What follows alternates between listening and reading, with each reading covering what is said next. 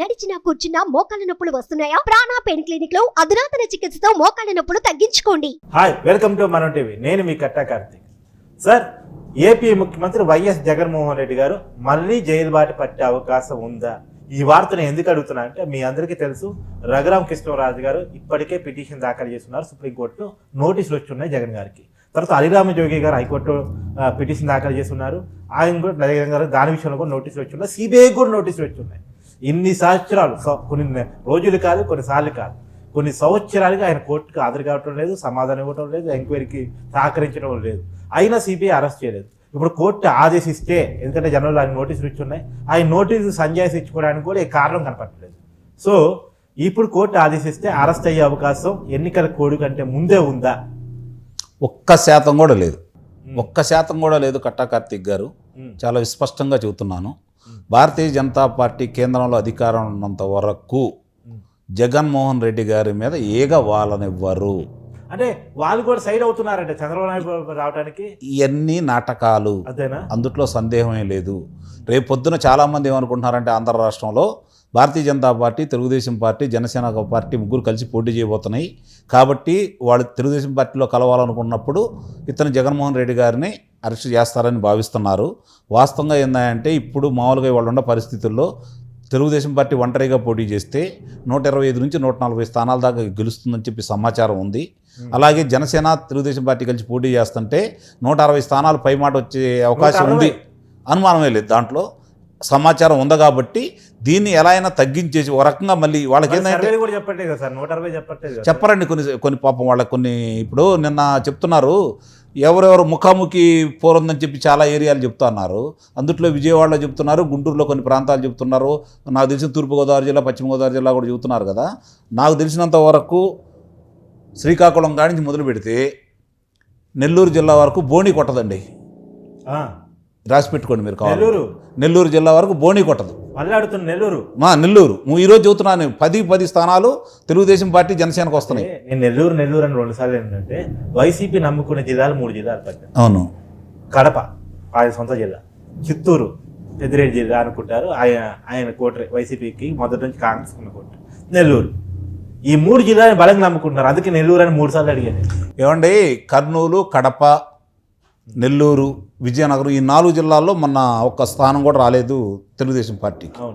అక్కడ 9 ఉన్నాయి, ఇక్కడ 10 ఉన్నాయి. నెల్లూరు అంటే విజయనగరం 9 ఉన్నాయి, నెల్లూరు 10 ఉన్నాయి, కడప 10 ఉన్నాయి, కర్నూలు 14 ఉన్నాయి. మొత్తం కలిపి 43 స్థానాలు.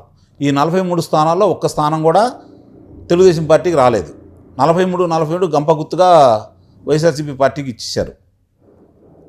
ఇప్పుడు ప్రకాశం జిల్లా వరకు చూసుకుంటామంటే 10 లోక్సభ స్థానాలు వాళ్ళకి ఇచ్చేశారు. ఈరోజు పరిస్థితి ఎలా ఉందంటే, నేను చెప్పేది వాస్తవం. అందుకే ఆయన నమ్మకం లేదు కాబట్టి, శ్రేణుల మీద నమ్మకం లేదు కాబట్టి, కార్యకర్తల మీద నమ్మకం లేదు కాబట్టి, దేవుని నమ్ముకున్నాను, ప్రజలు నమ్ముకున్నాను అంట తప్ప శ్రేణులు నమ్ముకున్నాను అంటలా, నాయకులు నమ్ముకున్నాను అని అంటలా. ఇది మర్చిపోతున్నారు మీరు. ఒకసారి ఆయన ప్రసంగాలు మీరు పరిశీలించండి. అంటే ప్రజలు నమ్ముకుందాం అంటే రైటేగా, ప్రజలు నమ్ముకుందాం అనే పదం రైటేగా. ఎందుకంటున్నాడు ప్రజలు నమ్ముకుందామని? ఎందుకంటున్నాడు? నేనేదో మీకు పథకాలు ఇస్తున్నాను, మీ మీద ఆధారపడ్డాడని చెప్పడానికి ప్రయత్నం చేస్తున్నాడు. బలంగా తీసుకెళ్ళగలుగుతున్నాడు. అది రాజకీయ వ్యూహంలో భాగం కాదు సార్. 99% మేనిఫెస్టో అమలు చేసిన ముఖ్యమంత్రి ఓడిపోతాడా? ఏదండి, 99% మేనిఫెస్టో అమలు చేసిన 99% అతను అనుకున్న ఆ రోజు ఇచ్చిన హామీలన్నీ నెరవేర్చిన వ్యక్తి అభ్యర్థులు మార్చాల్సిన అవసరం ఏముందండి? చెప్పండి మీరు. ఇంకో విషయం, కొత్త విషయం, మీరు నమ్ముతారో నమ్మరో, ఆయనే స్థానం మారబోతున్నారనే విషయం బయటకు వస్తుంది. అవునా? ఎక్కడికి? ఏమండి, ఎక్కడికి చెప్తా, అది కూడా త్వరలో. అంతేనా? పులివెందులో పోటీగారు. అవును, జగన్ గారు ఓడిపోతారు. ఓడిపోతారని సమాచారం వచ్చింది ఆయనకి.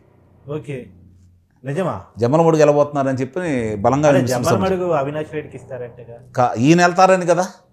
అది అభ్యర్థులతో బంతాట ఆడుకున్నారు. ఆయన స్థానం కూడా బంతాట ఆడబోతుంది అన్నది మీరు చెప్తున్న వాస్తవం. అది జరుగుతుంది, చూడండి మీరు కావాలంటే. సరే, మళ్ళీ పాయింట్కి వచ్చేద్దాం.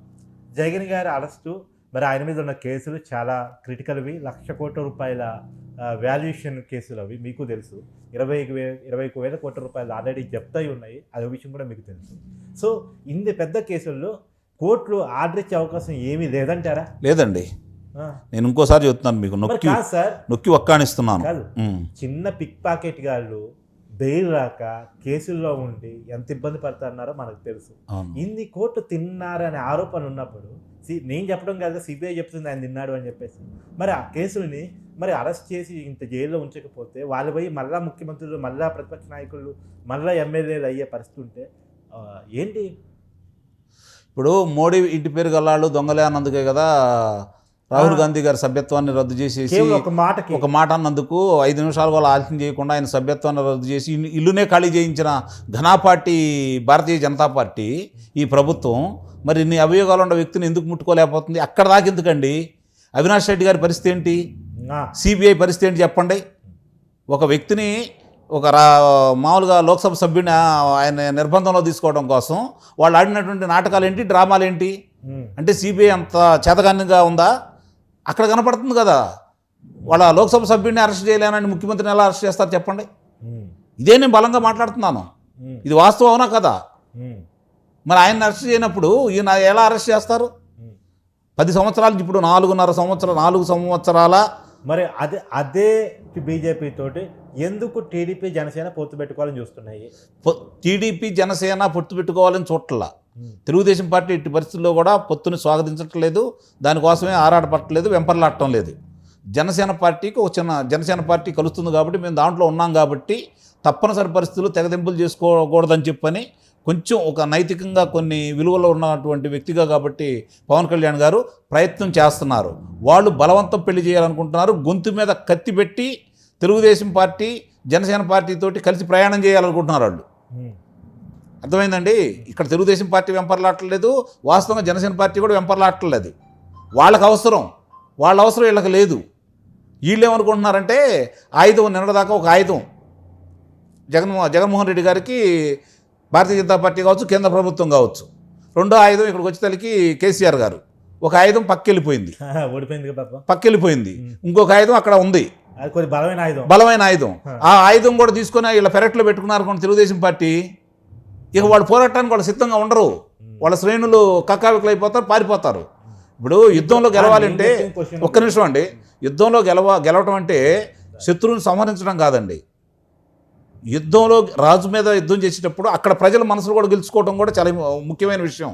తన బలాన్ని చంపుకోకూడదు, తన ప్రజలను చంపుకోకూడదు. అదే రాజకీయ ఎత్తుగడతో తెలుగుదేశం పార్టీ ముందుకెళ్తుంది. అందుట్లో ఎలాంటి సందేహం కూడా లేదు. అలాంటి చాలామంది కూడా ఏమనుకుంటున్నారంటే ఇప్పుడు దాకా చంద్రబాబు నాయుడు గారు జరిపినటువంటి సాంప్రదాయ రాజకీయం వేరు. ఇప్పుడు అక్కడి నుంచి ఒక తురుపు ముక్క బయటకు వచ్చేసింది. ఒక వజ్రాయుధం ఈరోజు ప్రజలకు అర్థమైపోతుంది. ఆ వజ్రాయుధం పేరే లోకేష్ బాబు. అంతేనా? నిస్సందేహంగా ఇప్పుడు దాకా రాజకీయంగా పరిణితి చెంది రాష్ట్ర అభివృద్ధి కోసం చేసి ఓట్లు అడిగే చంద్రబాబు నాయుడు గారిని చూశారు. రాజకీయ వ్యూహాలు ప్రతివ్యూహాలు వేసేసి అవతలను ఉక్కిరి పిక్కిరి చేయనటువంటి ఒక వ్యూహకర్తగా రాడుదేరిన వ్యక్తి లోకేష్ బాబు. లోకేష్ బాబు సత్తా ఏంటి రేపు చూడబోతున్నారు. ముందుగా గుర్తించింది కూడా వైఎస్ఆర్సీపీ పార్టీ వాళ్ళే. అది ఒకటి గుర్తుపెట్టుకోండి. అందుకే మొట్టమొదటి నుంచి కూడా అతను వ్యక్తిత్వ హననం చేయాలని చెప్పని మొదలుపెట్టేశారు. తెలుగుదేశం పార్టీ శ్రేణుల్ని నిబ్బరంగా బజారుకు వచ్చే విధంగా పోరాటానికి మొట్టమొదటి స్ఫూర్తిదాత కూడా లోకేష్ బాబాయ్ గారే కదా. మొట్టమొదటి ఎవరికైతే అన్యాయం జరిగిందో, ఎవరి మీద అయితే దౌర్జన్యం చేశారో ఆ ఇంటికి వెళ్ళి అండగా నిలబడి అక్కడి నుంచి పోరాటం మొదలుపెట్టింది కూడా లోకేష్ బాబు గారే కదా. ఎదురుదాడి మొదలుపెట్టింది కూడా లోకేష్ బాబు గారే కదా. ఈరోజు పార్టీ శ్రేణులు ఇంత ఉత్సాహంగా ఉన్నారు అంటే ఈ లోకేష్ గారి పాదయాత్ర ఎంత ఉపయోగపడింది. ప్రజలకు చెప్పగలిగాడు కదా తెలుగుదేశం పార్టీ చేసిన పనులు, వీళ్ళు చేస్తున్న అన్యాయాలు, అక్రమాలు, సెల్ఫీ ఛాలెంజ్ తోటి సవాళ్ళు ఇసుకుంటూ వస్తున్నారు కదా. లోకేష్ బాబు సవాళ్ళకి వాళ్ళకి ప్రతి సవాల్ లేదు కదా, ప్రశ్నకు సమాధానం లేదు కదా. ఇవన్నీ గుర్తుపెట్టుకోండి. అంటే ఇట్లా ఉక్కిరి బిక్కిరి చేస్తున్నారు తండ్రి కొడుకులు కలిసి. ముఖ్య పాత్ర మాత్రం ఈ విషయంలో నిస్సందేహంగా లోకేష్ బాబుకి దక్కుతూ ఉంది. కాబట్టి ఎట్టి పరిస్థితుల్లో కూడా జగన్మోహన్ రెడ్డి గారిని కేంద్ర ప్రభుత్వం అరెస్ట్ చేస్తున్నారు. వాళ్ళు ఒకవేళ పొరపాటున ఎప్పుడు అరెస్ట్ చేస్తారో చెప్పమంటారా? ఇక ఈ 2-3 స్థానాలు కూడా రావురా బాబు. ఏదో ఒక సింపతితో 10-15 స్థానాలు రావడానికి అవకాశం కల్పించాలి. లేకపోతే ఒక 40-50 స్థానాలు రావాలంటే మళ్ళీ తీసుకెళ్ళి గతంలో కారాగారంలో పెడితే అప్పుడు ఆ పరిస్థితి కనుక వస్తే తీసుకెళ్ళి కారాగారంలో పెడతారు. బలవంతంగా మేము చూసాం, కారాగారంలో పెట్టాం కాబట్టి మాకు కూడా కొన్ని సీట్లు ఇవ్వండి రా బాబు అని చెప్పి తెలుగుదేశం వాళ్ళని బతినాడుకోవడం కోసం వచ్చే పరిస్థితులు ఉత్పన్నం అవుతాయేమో. కానీ అప్పటిదాకా అతనికి ఏమీ కాదు. Thank you.